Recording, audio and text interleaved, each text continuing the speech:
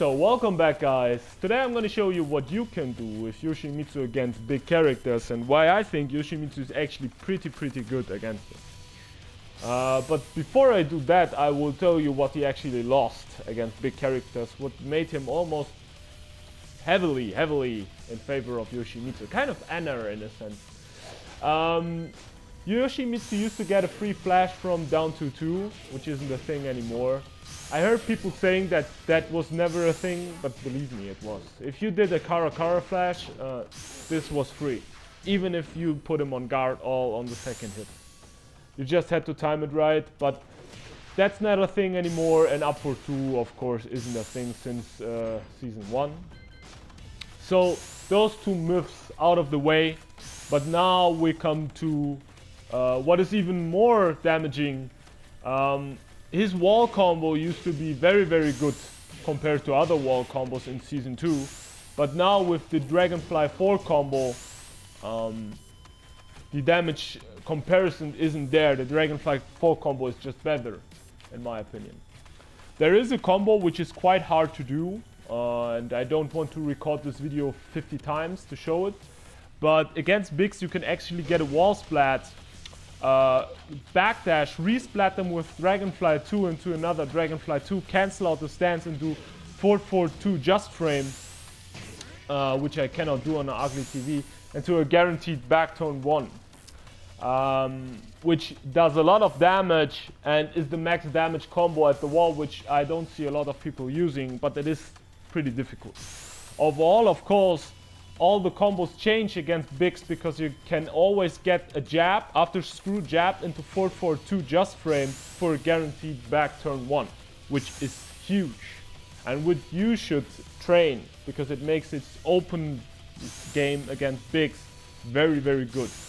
But now I show you why most people are still here, and that's because I will show you what moves you can use to connect free into flash with Yoshimitsu.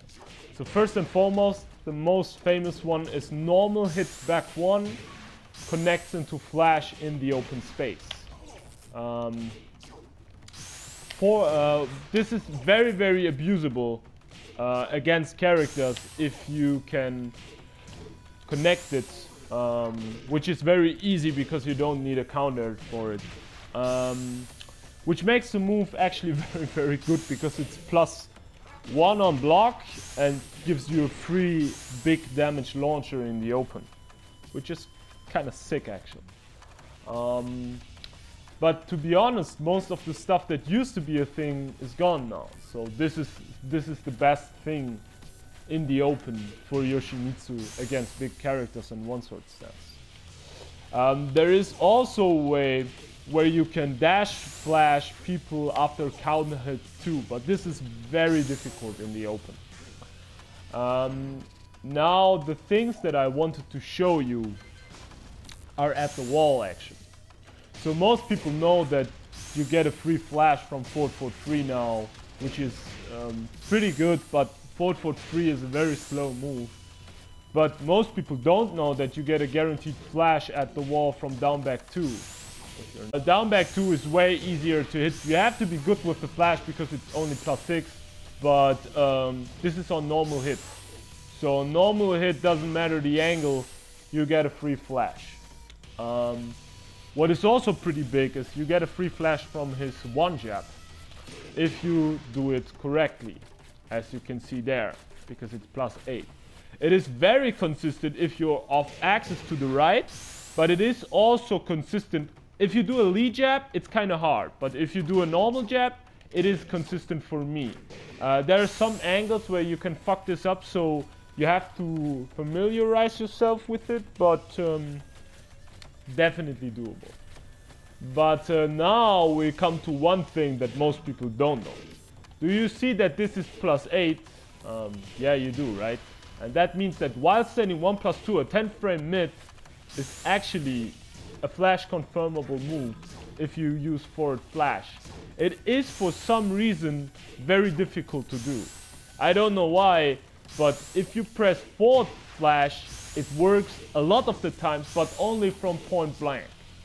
In situation, for instance, if you hit this and they press a button, for some reason they have to press a button for you to connect this afterwards. But if they do, you can confirm the flash. And moves like down back 2 are way easier. And the 1 is very good for me. For instance, if I do a down back 4, you could also go for this for wall splat, but with the 1 you're +1 if they block it. And then afterwards you can go for your 2-1 wall splat. But every move that leaves me at low minus frames is very, very good for the 1 confirm.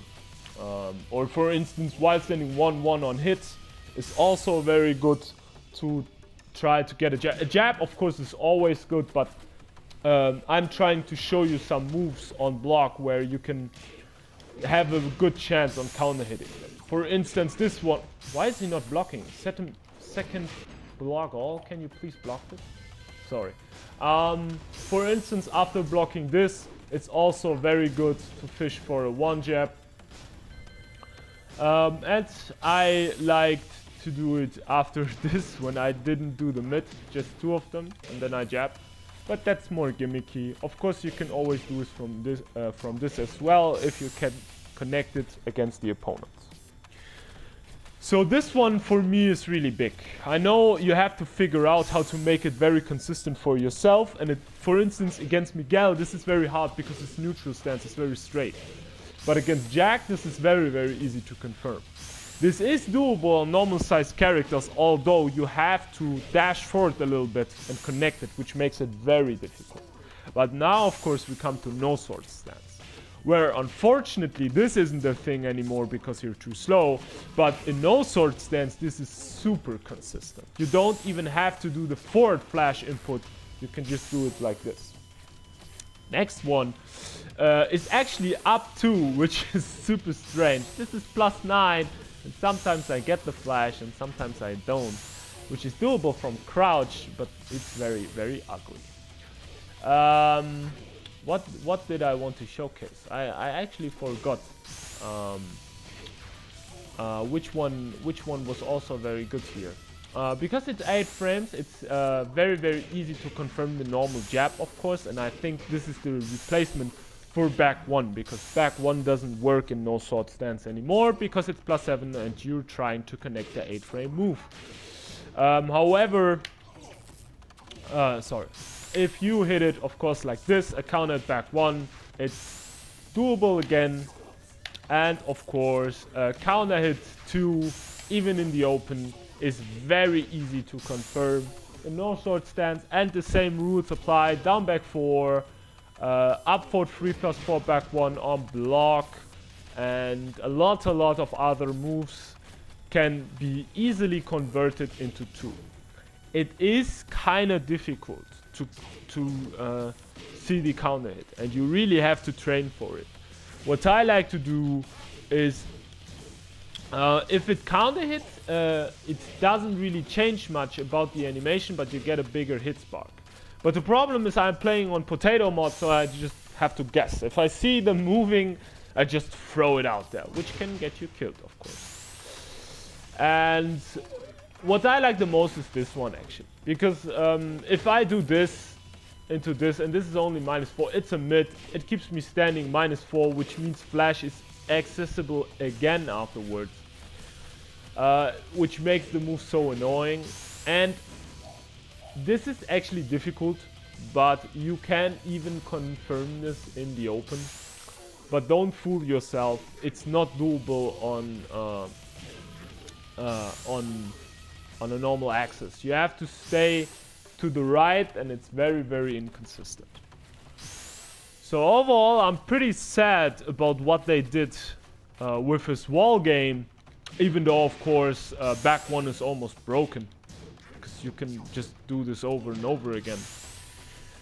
But there are a lot of different things, for instance, that on Wake Up you can easily tech trap them. And there are certain situations that they cannot avoid, and of course unblockables overall are way better against bigs because they cannot easily step this, and it has huge range. But I'm overall very sad that they took out down 2-2. But the big things that I showed you are while standing 1+2 and normal jab. And you have to familiarize yourself because they are way better than 4-4-3, which is way too slow to connect. So I hope you enjoyed this, and I hope to see you in the next one. Goodbye.